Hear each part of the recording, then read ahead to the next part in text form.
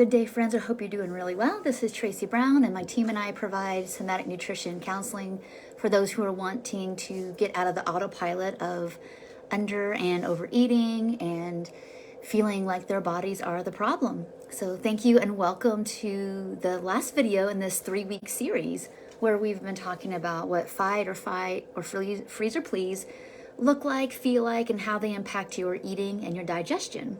So I know there's been a lot of interest in this, and education obviously and awareness is the first step, and what we've been working on this week. So today we worked on today we're going to work on learning how to not check out so automatically, right? And we have participation in that. We'll talk about some of the full-bodied, full-minded way of doing this work in a second. But in Monday's video we talked about if you're in fight or flight, how to work with it. And remember, if you watch that video, and I hope you go back and watch the replay if you haven't, these aren't things that you just kind of learn and put to the side. If you don't practice them, none of this helps. So an embodied experience means we are present. We're not just like kind of hoping if we listen to these videos or read something that it'll just happen. That's not how it works. We have to build new neurobiology.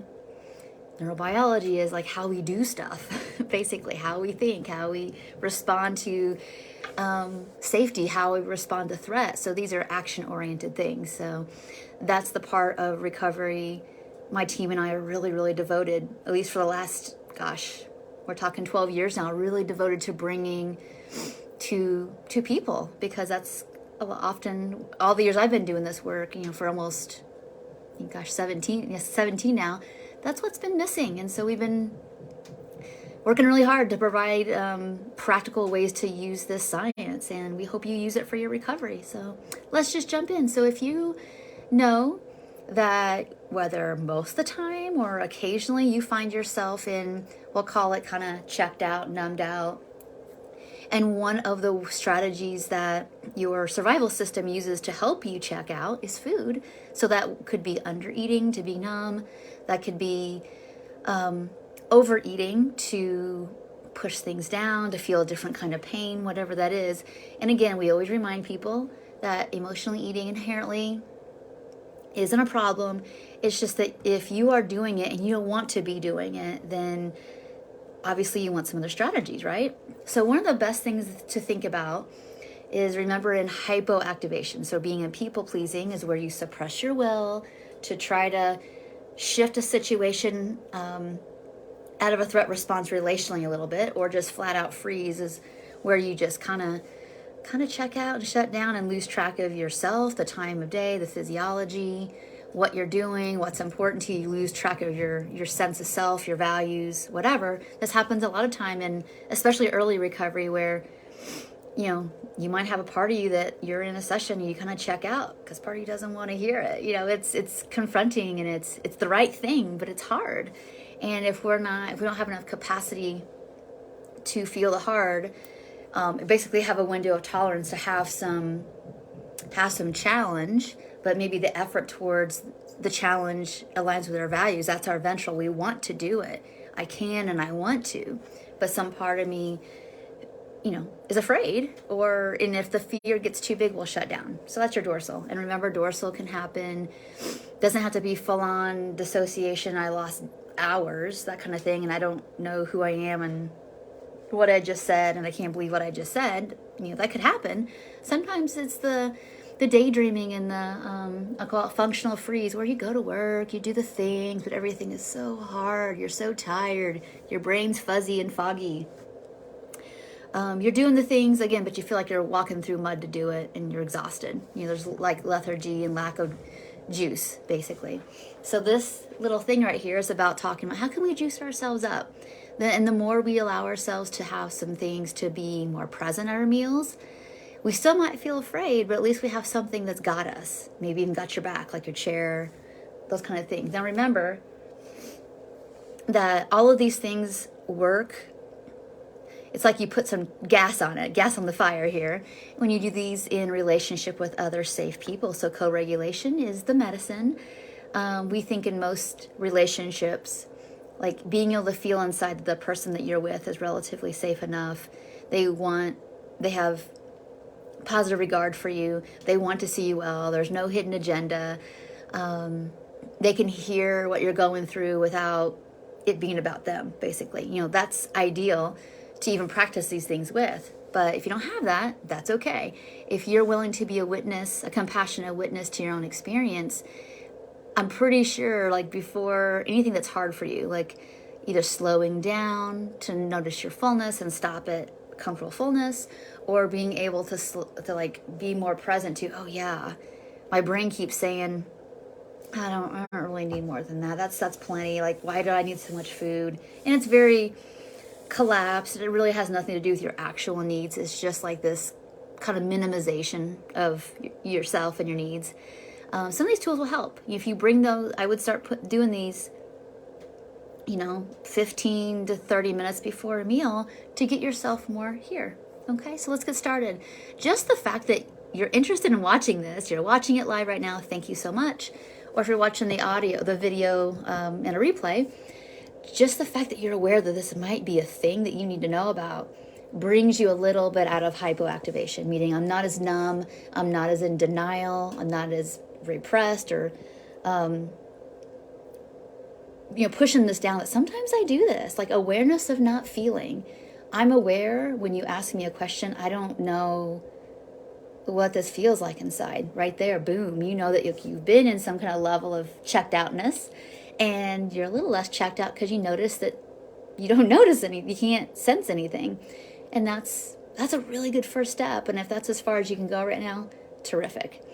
But some other things, if you want to try, and all of these things come with a really welcome healing balm, is that there's no actual right way, there's no number really of minutes, there's no rep counts, there's no nothing. It's just, can you do it and can you be with, right? So when I make some suggestions like inhaling and filling your lungs, there's no right way to do it, there's no 1, 2, 3, 4, there's no technique. There's just, can you breathe in? I don't know how many seconds that was. I don't know what my capacity was. I don't care. It's like, oh, I felt something inside. I felt my diaphragm have to move my lungs up. It had to help me. My chest expand. I can feel that inside. And just let it out. Now you could let it out slower if that feels better the next time you do it.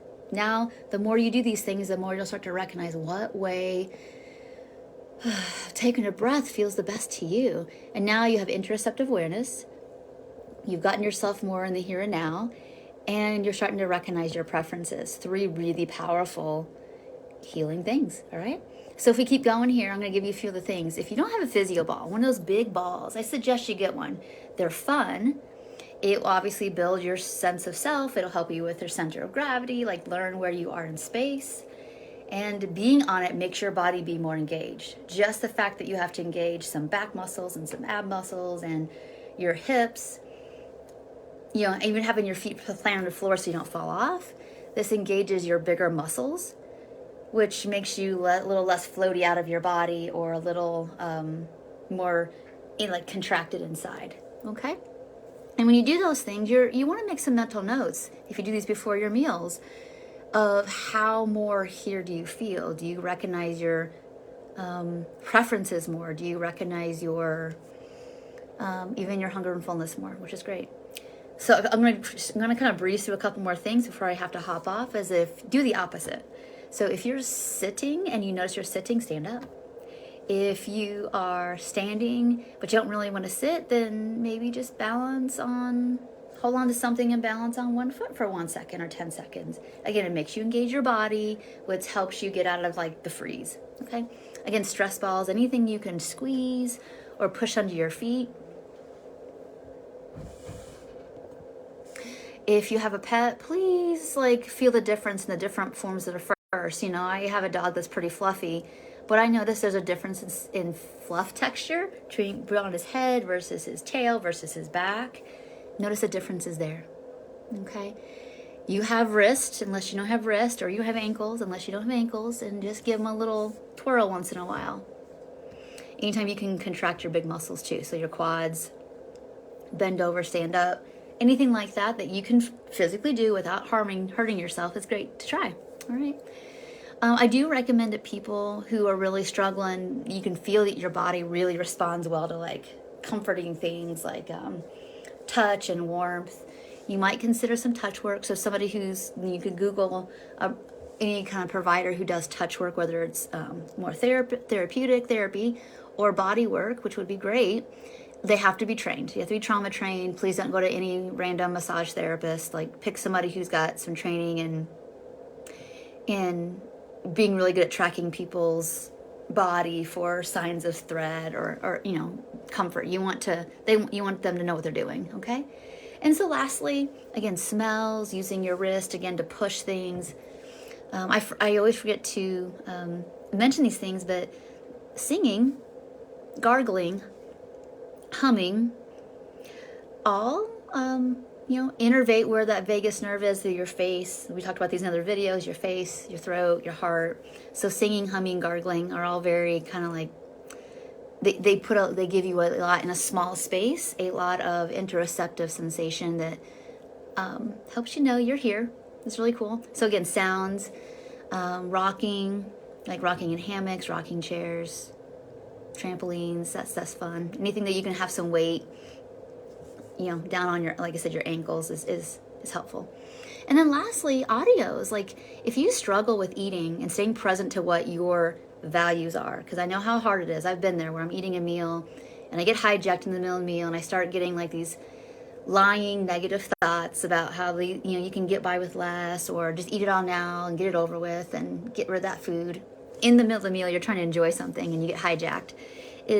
It might be powerful to watch this video or listen to the video while you eat. One of the reasons I do so much audio video work is because we can read things and pretty quickly forget, but when you get engaged, multiple senses,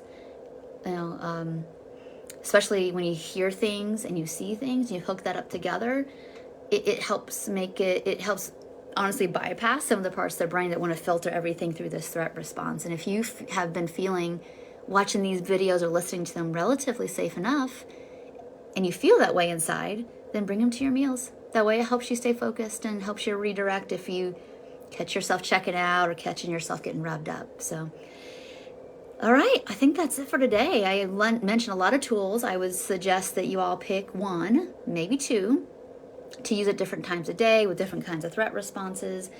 Go back and watch the whole series. There's 6 videos now from start to finish. And these are some things that should relatively help the majority of people. Now, this isn't the end all be all. This is not trauma healing here. This isn't going to fix your eating disorder or all the things, but what it's going to do is give you these are all resources. Resources help us stay more present to our values, our goals, to the world. We need to be in relationship. So we can start when we're by ourselves, relationship with our room, our bodies, those kind of things. But I highly recommend that you work with people that know how to do this kind of work and do no harm the best they can, right? So, all right. Well, thank you all so much for watching. I really appreciate your interest in this. I do have, I think something kind of cooked up that you all might like coming probably in the next couple months. I want to, put all this together for y'all and give you something that you have in your own hands. So, all right, we'll see. I look forward to talking about, some different stuff next week. So I'm excited that you're going to be there. And until then, have a really great day, and I'll talk to you soon. Bye for now.